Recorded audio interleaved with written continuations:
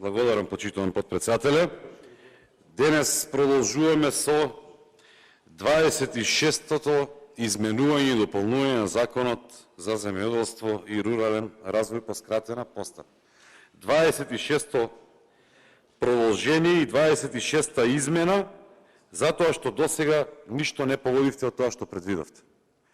Наместо да си ги кажете кои се слабите страни, наместо да кажете дека немате пари затоа што ги потрошивте за неспособните Ковачевски, за неспособните двајца Ковачевски, Димитар и Васко, вие сега правите некакви екзибиции за да може да се купи време. Имено регулирана исплатата на субвенциите и регулирани се сите оние земјоделски начини на помош со законски норми и до сега. И сега ова воопшто не треба да го изземе извршувањето на постоечкиот закон. Ние сега носиме закон кој што треба да важи од наредната година, односно од 1.1.2023. Ами во моментов гледаме дека сите земјоделци протестираат, лозари, тутунари, млекари, сточари и така натаму, сите протестираат. Тие не го чекаат новиот закон. Тие само чекаат државата да ги исполни своите обврски спрема нив, кои што се во постоечкиот закон. Велите дека било добро земјоделието, меѓутоа имаме факти кои што говорат многу поинаку. На 22.5. во Крушевско штрајкуваат тутунарите за субвенциите. И тука вие ќе кажете, како што претходно кажа еден колега, дека за прва класа било 80 денари субвенцијата. Да, е 80 денари, меѓутоа само 1,5% од откупениот тутун е проценат прва класа.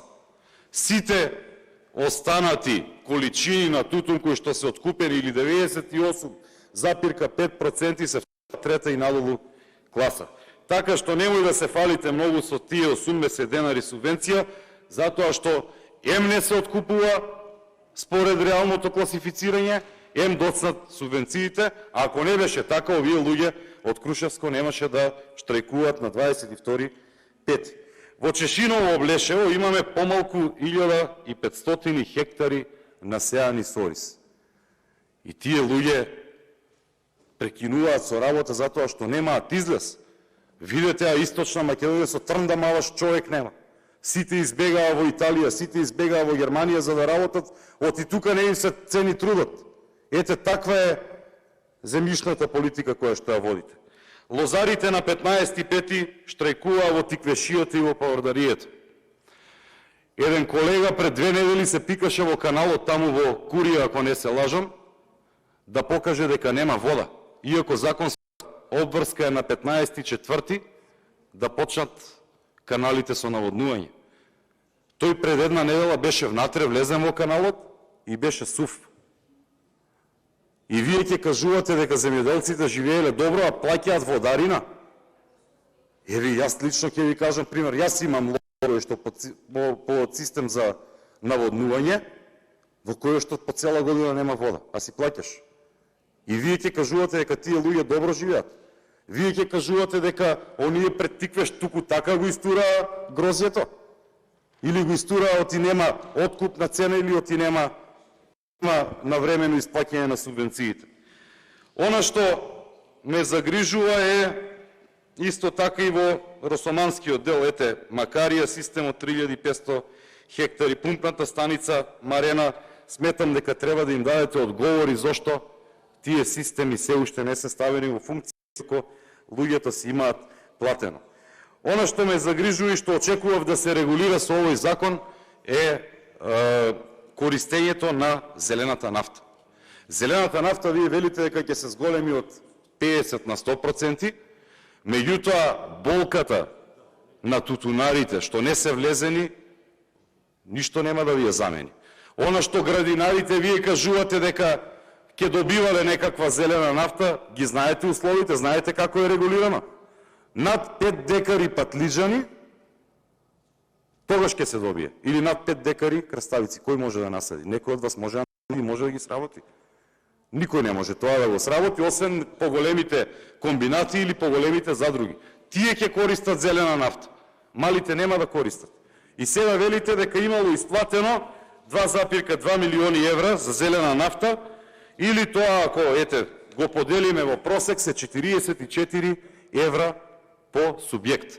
Меѓутоа, големите комбинати има, мислам, максимална граница, максимален лимит по 100.000 евра. И ако ја видиме реалната сума која што ја добиваат овие мали земјоделци, тоа е од 12 до 15 евра годишно за зелена нафта. И мислите дека ќе им го подобрите животот? Па подобро пребивајте им ги трошоците, затоа што трошоците нив многу повеќе им пораснаа за разлика од претходно. Ете, имаме ѓубривото, да видите колку е отидено, со која цена. Имате неисплатени субвенции кон сточарите, посебно за овците. 1100 денари за овца и 400 денари за предадено јагне. 1500 денари немате од една овца со едно јагне исплатено.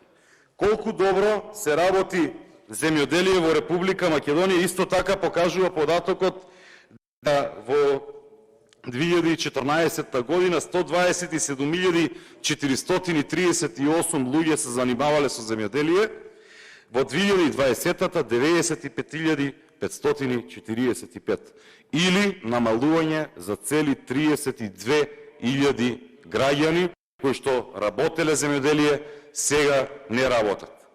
Тие 32.000 барајте ги во Италија или во Германија.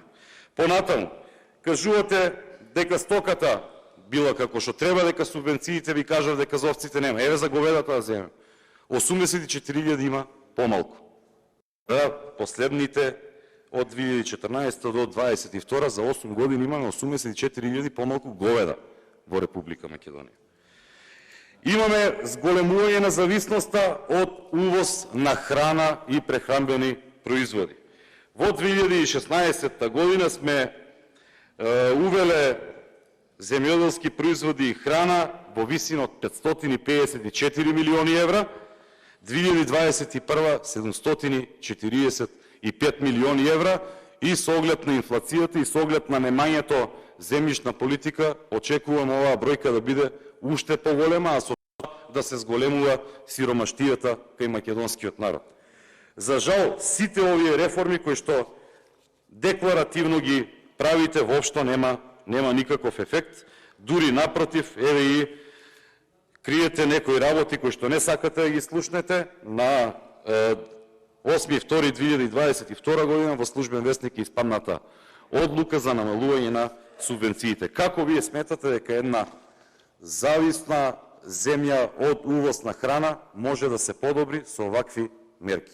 Како сметате дека некој земјоделец ќе се дрзне да ја зголеми својата производствена површина за да може да го прехрани овој народ?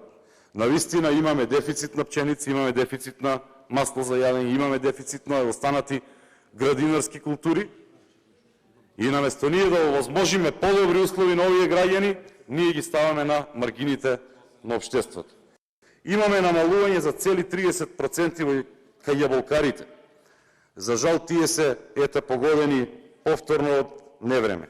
Сливите и праските 30% намалување, од 42.000 на сумата од 1 до 5 хектари на 30.600.